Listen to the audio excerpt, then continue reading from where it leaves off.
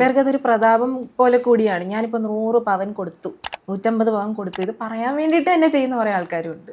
അല്ല, അത് മറ്റേ 100 കൊടുത്താൽ ഞാൻ 150 കൊടുത്തു. അത് ഈ 150 ഉണ്ടാക്കാൻ അവർ എത്ര പ്ലെഡ്ജ് ചെയ്യണം, എത്ര കാര്യങ്ങൾ ഉള്ളവരായിരിക്കില്ല. പക്ഷെ അതിൽ നിന്ന് വ്യത്യസ്തമായിട്ട് എൻ്റെ ഒരു സ്റ്റാഫിൻ്റെ മകൻ ഡോക്ടറാണ്. അബ്രോഡ് നിന്ന് ഡോക്ടർ പഠിച്ചിട്ട് വന്നതാണ്. ഇവിടെ വന്ന് അവൻ ഹൗസ് സർജൻസി ചെയ്തപ്പോൾ അവിടെ ഒരു പെൺകുട്ടീനെ ഇഷ്ടപ്പെട്ടു. വേറെ ഇഷ്യൂസ് ഒന്നുമില്ല, ഒരേ റിലീജനാണ്, പ്രശ്നങ്ങളൊന്നുമില്ല. ഇത് ചെയ്തു.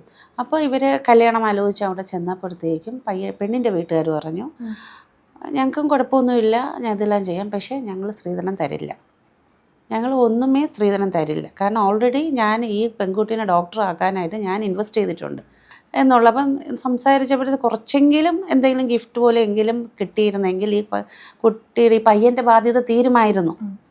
എന്നിട്ടും ആ പയ്യനും പറഞ്ഞു വേണ്ട, ഞാൻ ഇത് ചെയ്യണില്ല എന്ന് പറഞ്ഞു. അവരുടെ കല്യാണം ഫിക്സ് ചെയ്തു, കല്യാണം നടക്കാൻ പോകുന്നു.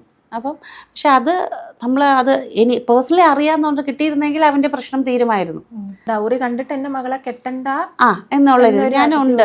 ഞാൻ അവൾക്ക് കൊടുക്കാനുള്ളത് ഞാൻ അവളുടെ വിദ്യാഭ്യാസത്തിൻ്റെ ഭാവത്തിൽ കൊടുത്തിട്ടുണ്ട്. എല്ലാ മാതാപിതാക്കളും ശരിക്കും പറഞ്ഞ കല്യാണ സമയത്ത് പറയേണ്ടത് അങ്ങനെ പറയണം.